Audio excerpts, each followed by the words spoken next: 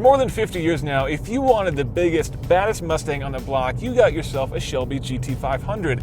And today we're getting our first drive in the biggest, baddest GT500 yet, with 760 horsepower from a supercharged 5.2-liter V8. Just for context, that's as much power as a Mustang GT and a Mustang EcoBoost combined. But there's been a bit of an unwritten rule about Shelby GTs. If you wanted to go to the racetrack, you got the GT350, which is lighter. But if you wanted to go to the drag strip, you got the GT500. For the 2020 model year, Ford is resetting expectations by producing not only what they say is their most powerful production car ever, but also the best handling GT500. Can they deliver on both points? Let's find out.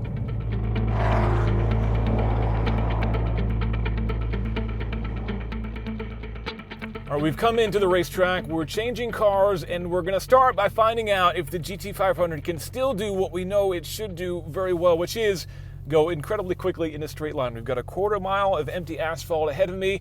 I've got water, I've got a burnout area, and I am just about ready to go. But first, I got to dig through some menus here. First of all, I got to go through and set my launch RPM. You can choose any RPM you want in 100 RPM increments. We're going to try 1800 here to start. If I get too much wheel spin, I can lower that down. If I bog a little bit, I can bring that back up again. And after that, we got to creep forward, and then I go into line lock mode, and then we do a little bit of burnout. All right, let's run through the water here to start. All right, so foot on the brake, holding OK to initialize line lock. Gotta wait a moment here. Now, really push on the brake, press OK. It actually pushes your foot off the brake. Then a little bit of a burnout. Hit OK to get out of line lock. Here we go. Okay, now we gotta go up to the lights. This is the exciting part and the precise part. Foot to the floor and green. Oh, there we go. A little bit of wheel spin. 0 to 60, 3.3 seconds.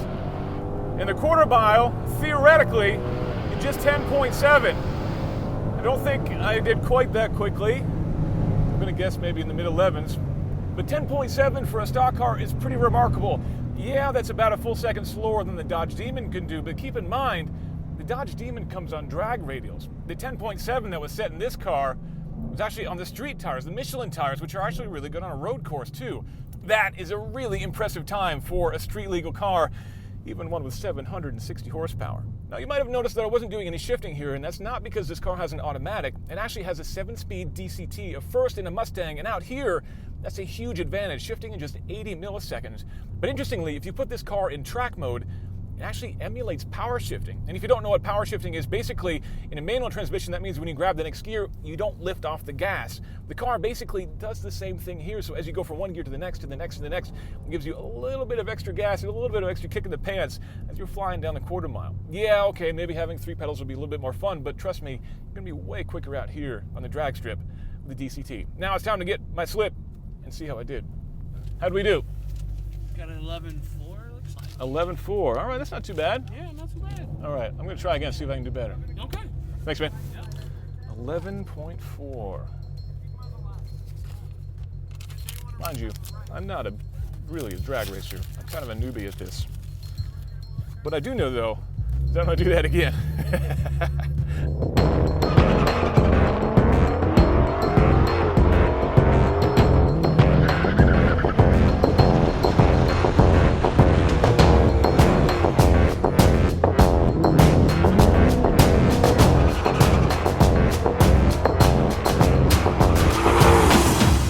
That's really impressive for a street car. Let's pull over here, I'll pop the hood and see how all the magic happens.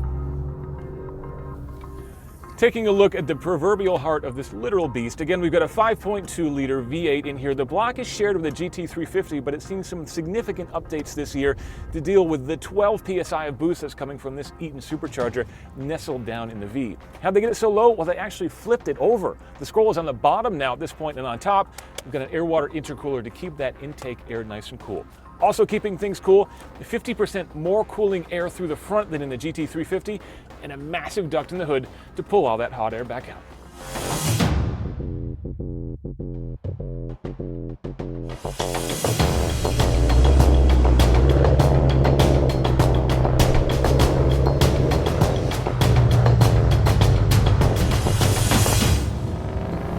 change cars. We're going out on track in the GT500 to see if this thing can really turn as well as Ford promises me that it absolutely will.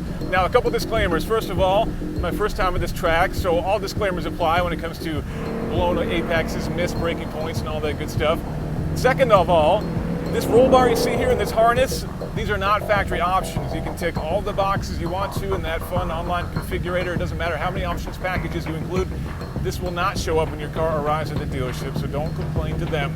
But importantly, this car does have the carbon fiber track package, and that deletes the rear seat, which means there's plenty of room back there for that roll bar, making the installation nice and easy.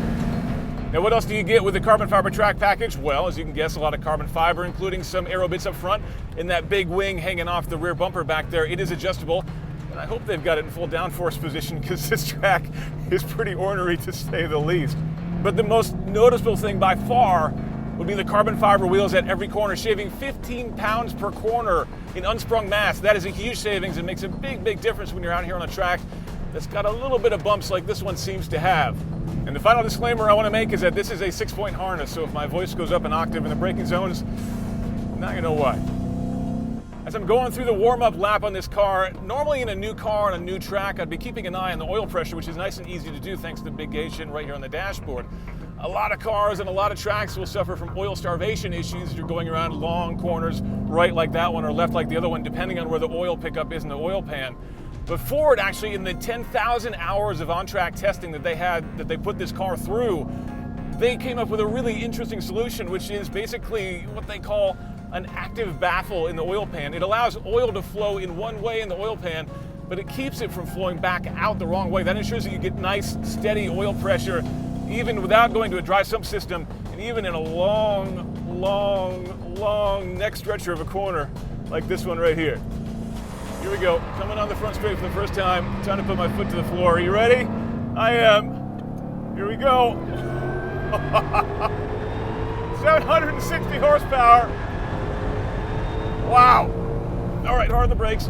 Okay, this thing moves around a lot on the brakes, but nice and steady and stable. We are in track mode, of course. And the car has this special tuning for the ABS system in track mode, which makes things far more aggressive than before. Than you normally get out on the street, which is exactly what I want out here. Oh, this power is unbelievable. Oh, it just leaps right out of the corners. It makes you feel like a superhero, like you could just take any old line you want through the corner. It doesn't matter if you're preserving any momentum or not, because you always got a whole lot more momentum right under your right foot just waiting for you. Okay. Now, those carbon fiber wheels are not only lighter, they're actually a half an inch wider than in the standard car, which gives me more rubber on the road, gives me more grip to make this thing brake and turn through a fast flowing corner like this. This thing feels incredibly planted. I don't think I'm quite going quick enough to really feel the downforce, but I certainly appreciate that it's there. Oh, it rides the curves really nicely too. Okay, brake, turn.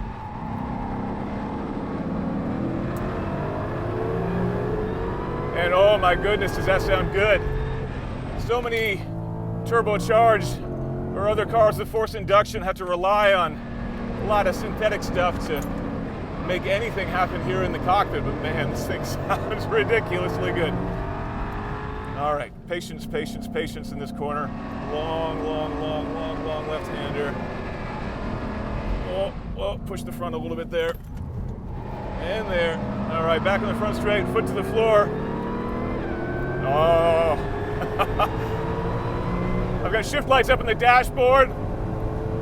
And the gauge cluster, gauge cluster completely refigures itself as you go from one mode to the next. So right now I'm in track mode, so I've got a big horizontal tachometer, the kind of thing you'd expect in like the Ford GT, for example. Looks very racy and very appropriate as I'm out here hustling around. All right, now what about that DCT? Obviously on the drag strip, that DCT is great because you've got shifts that are incredibly quick and exactly when you want them. But out here on a racetrack, you might think that you would want to, something with 3 pedals to have a little bit more fun. And for sure that would be more engaging, but trust me, this thing is engaging enough with only 2 pedals. And I'm just leaving it in automatic at this point. Out on the road, it did seem to be hunting between gears sometimes, which was a little bit annoying on the twisty bits when I wanted to pick the right gear and hold it through a corner. But out here on the racetrack, when I'm constantly either on the brakes or on the gas, it's doing a really good job of picking the right gear for the right corner. Honestly, haven't felt the need to drop it into manual once. But if I want to, just push this M button right here in the center console, and this thing shifts incredibly quickly. Grab a gear and instantaneously, it's there.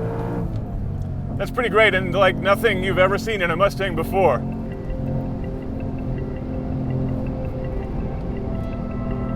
Now you can definitely feel the weight of this car. The laws of physics absolutely still apply here. But this thing's way better out here than I thought it would be.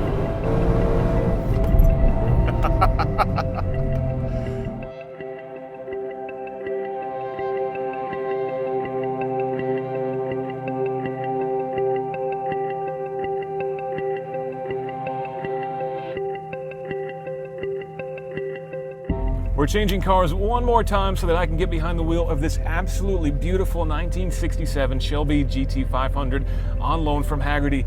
It's amazing to see how far the GT500 has come in the last 50 years, and while I wouldn't hazard a guess to say what we'll be driving or riding in 50 years from now, I hope that whatever it is makes me smile as much as these 2 cars have made me smile today.